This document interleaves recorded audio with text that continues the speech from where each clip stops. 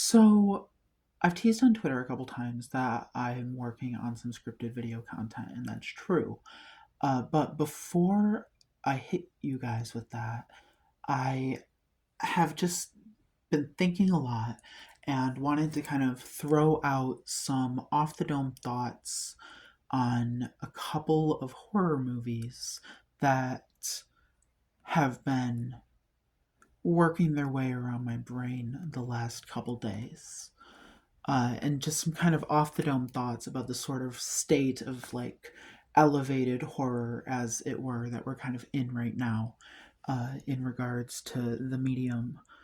Uh, those movies are Midsommar by Ari Aster and VVitch by Robert Eggers, which I kind of missed completely the first time it came around, and had been meaning to get around to seeing for a long time because I found the period setting and aesthetics very compelling and had heard a lot of positive things about it, but I didn't actually get around to it till the other night. Midsommar, on the other hand, I've seen about 5 times.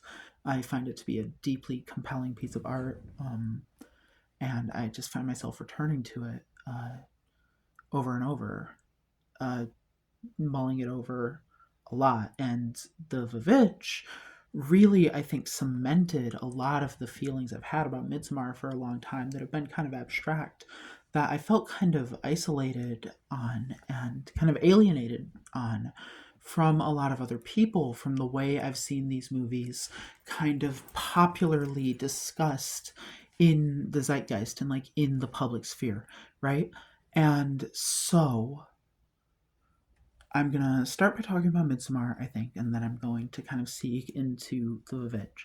So my immediate thoughts about Midsommar is that I think it's very telling the way that this film has been sort of recuperated as a kind of female empowerment fantasy when that is not what it is. Midsommar is fundamentally a story about disempowerment and vulnerability and not having access to community resources, having those things obscured by dogma and rhythm and repetition. It's a film about a woman who is systematically inducted into a death cult. And she's maneuvered into that position because she's trapped in a social dynamic with a man who is only there because he's been socialized into a position where he feels beholden to her as a caregiver following an extremely traumatizing event that has happened to her, which is the murder suicide of her parents by her sister during a bipolar episode. And we are introduced to Danny in this moment of great vulnerability. The film opens on these really lingering shots of frozen, barren landscapes, of urban winter landscapes, which will later be contrasted very viscerally by the film's gaze with the like open summer, like grassy environments. The fact that those like very stark winter images are confined to the prologue is very deliberate in the film's construction. Christian is on the cusp of breaking up with Danny. Christian is on the cusp of finally being able to speak his needs into being, which is something he feels stifled on. Something that Pele, a member of the cult and also a victim of the cult's grooming, because that is how cults self-perpetuate, is able to prey on both Christian and Danny's vulnerabilities. And I feel like that's an aspect of the film that gets overlooked a lot, is that Christian and Danny's relationship is being preyed upon by the cult long before either of them ever arrive in Sweden. Through Pele. Pele slowly erodes boundaries in his relationships with both of them. You see it in the moment where he brings up the death of her parents and sister to Danny. It's not a moment of sincere sympathy and empathy. It's a tactic he's been taught because he is there the same way a Mormon missionary is, or a Jehovah's Witness. He's there to recruit. He's there to draw people in to the death spiral. And so he's able to prey on Danny and Christian's vulnerability and the instability of their relationship. The fact that this movie has been kind of recuperated by memes and sort of pop discussion I've seen on social media around it as like, oh my god, I wish I could burn my boyfriend in a bear suit, is like, congratulations. You would be able to be influenced into joining a cult. You would walk off a cliff like that. And that's not a victim blaming statement. It's a statement of awareness and alertness. These movies act very consciously as cautionary tales that can teach us to recognize the patterns of grooming. So, the VVitch. You have a protagonist, Thomasin, isolated by her circumstances. It's almost a perverse inversion of the Laura Ingalls Wilder fantasy. You have a girl and her siblings on a farm, isolated from community centers. At the beginning of the movie, we see her father standing defiantly before the village council, being exiled, and we never find out what his sin is. All we know about him, about the father figure, is that he's a rigid fundamentalist. This is treated by the film sympathetically, but also very critically, in a way that I find compelling. He, in many ways, acts as a deconstruction of the kind of stoic pilgrim archetype that we've become accustomed to through period media around like witch hunts and those sorts of tropes in this kind of period. I will say, going into this movie, I had no idea what it was about, and because I had kind of deliberately avoided spoilers rather successfully for the past several years, because I had really wanted to go in mostly blind, but the thing I knew about it was, wouldst thou like to live deliciously? And it's like, yeah, okay, of course we would. We all would. But what does that mean, right? Who's actually offering us what? Black Phillip manifests to Thomasin at the end, the devil. And once again, that line has been kind of memified, and it gets treated as this kind of moment of liberation or empowerment. But it's like Thomasin has been isolated by the paranoia within her own family, very consciously, the film draws parallels between the opening scene where they're exiled and the father and mother, and to an extent the children's later paranoia around witchcraft. They all assume that if there is a witch, it must be one of them in the room. None of them think critically, hey, we are vulnerable, we are isolated, we are in the middle of the fucking wilderness. Maybe we are not alone in these woods. Maybe there is someone else out there who is willing to sit and bide their time the same way that we wait for the goat's teats to get fat so they can feed. Thomasin signing her name in Black Phillip's book is not liberating. It is a lateral move from one patriarchal system of restriction and repression to another. Thomasin and the other witches being lifted into the air is not a moment of empowerment. It's a mass hanging. executed by the lens of the camera, stripped of their autonomy, turned into purely aesthetic vessels for rituals of catharsis.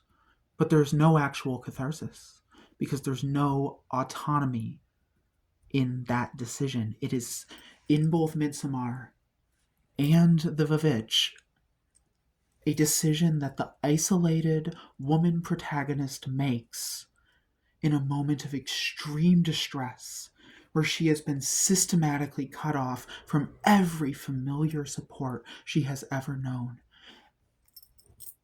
And I'm not suggesting that there is anything inherently vile or morally repugnant if you have found empowerment in these stories. I understand that. I just think it is a very surface level take. And that's not a bad thing. You're allowed to enjoy media on a surface level. That's okay. But that doesn't mean the deeper themes aren't there to be kind of interacted with and accessed. And I think these movies are very valuable as tools of reflection that can show us the dangers of fetishizing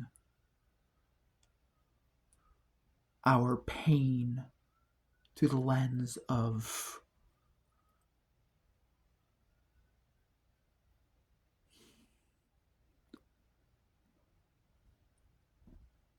I think this is the first moment in this video I haven't really felt confident 100% what to say.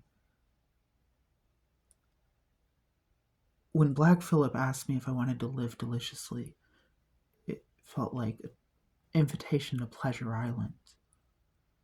You're going to turn me into an ass and I'm going to work in the salt mines.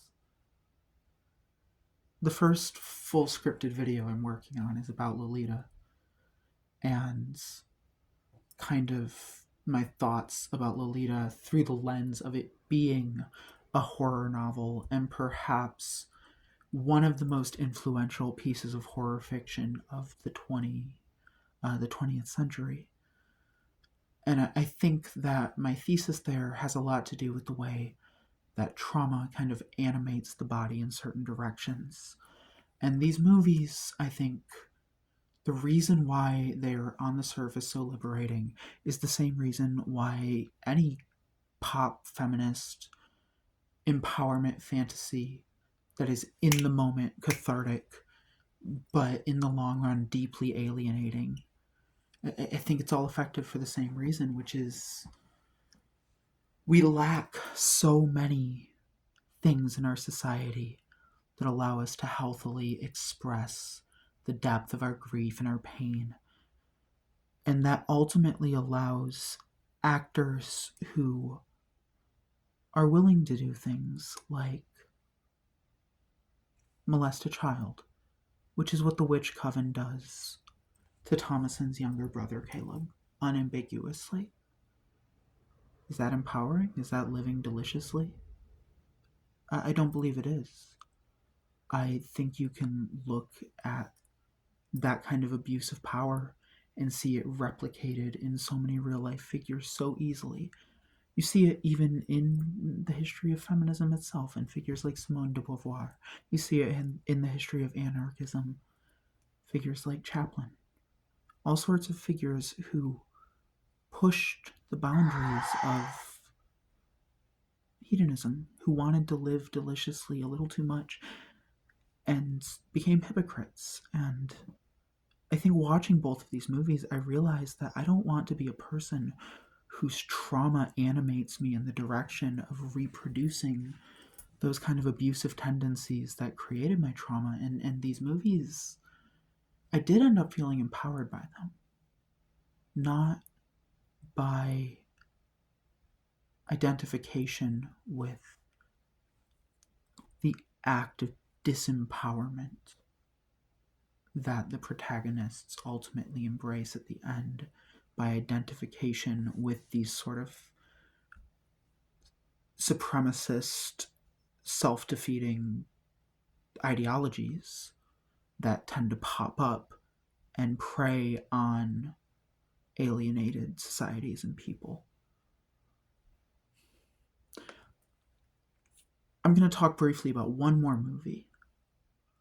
It was a Netflix documentary a few years ago that came out called Abducted in Plain Sight, about a young girl who was inducted into a sexual relationship with a family friend of a Mormon family living in the American Southwest. And there was, I think, a lot of perplexment,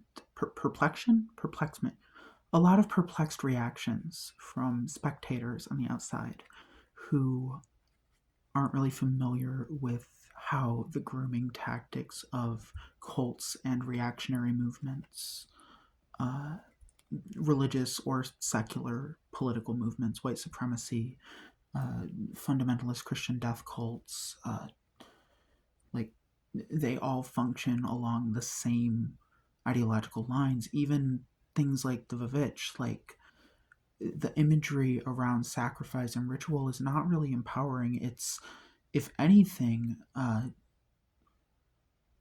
deeply steeped in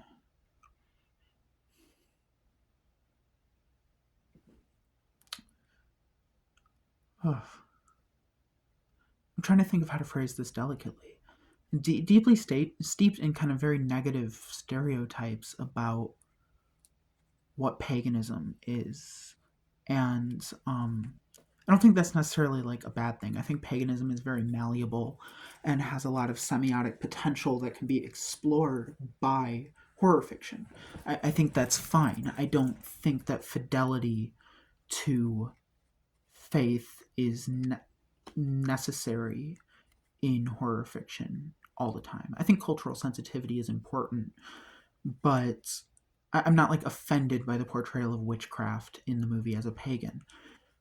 I'm conscious of the way that the coven functions as a reactionary element which scavenges upon the detritus of a highly alienated, atomized society. And how that happens in both of these narratives, and how the collateral in both of these narratives is the body of a young, disempowered, isolated woman far from home. So, those are my thoughts. I'm going to end with a couple reading recommendations and a couple books that I think are relevant if you're interested in these topics. So, first of all, this is a book called The Monstrous-Feminine by Barbara Creed. I kind of hate this book, but it is foundational on a lot of these topics. And if you're interested in kind of looking at horror fiction through a more kind of critical, analytical lens, especially around gender issues, it is a good entry point. I think that Creed relies on a lot of essentialism around sex and gender imagery in a way that I find very limiting as an approach to horror, which I find fundamentally to kind of focus on the way that boundaries break down as opposed to the way those boundaries are rigidly enforced. But that's a personal philosophy, and to be frank, the only reason I'm able to really develop a critical theory at all on these topics is because of the work of scholars like Creed on these topics. So I'm deeply grateful that texts, as frustrating as I find them at times like this, exist so that I can build on these theories and refute them. And you should absolutely pick up a copy of this book if you're interested in kind of developing a more critical eye towards how the mechanics of sexual power work in horror film. So, two more quick recommendations. Another one is this book, It Came from the Closet, which is a book of personal essays and reflections by a bunch of writers on a bunch of different horror movies. And I came across this book. I read both of these books for an independent study I completed last semester as part of my degree path, and I heartily recommend this one. I have not read all of the essays in it, but a few of them have been absolute standouts. I really recommend My Hand on the Glass by Benjamin Owens Grimm, I believe is the author's name. and Both Ways by Carmen Mikado. Absolutely excellent writing around horror and deviance and queerness and alienation, and the way that alienation can animate our bodies towards self-destruction, and what we can do to kind of interrupt that and fight against that as agents of our own bodily autonomy, you know? The last book is called The Witch and the Clown, which is, I'm only about halfway through it at the moment, but so far has proved a really interesting study into kind of witch archetypes in fiction and how she exists at the margins of society as this dualistic, predatory, yet also sometimes empowering figure. How there is wisdom to be found in what she proffers, but the witch is also pure semiotic power. She has no real grounding in the material, no stake in the material, so she sees bodies as disposable. She is the kind of woman who will sacrifice an infant for an evening of flying. There is perhaps a lesson to be learned there about rage. We can see it in the witch mother figure, Medea, as she bemoans her children and her husband. We see it in Annie in Hereditary, which is the subject of the Owen Grimm's essay, or the Owens Grimm essay. We see it in Ibsen's Dollhouse to a degree, in a much more mundane domestic setting. The ways that the restrained and restricted feminine responds in a decaying, isolated, alienated environment. How sometimes it turns towards self-immolation. That's how reactionary movements grow. That's how they breed. That's how they recruit. I think it's okay to find the fantasy and cathartic ritual of these films compelling and interesting. But I also think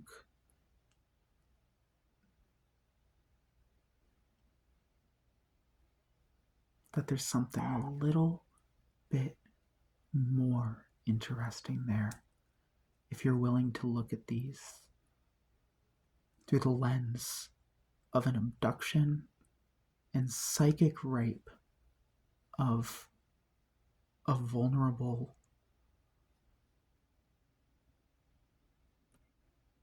family unit.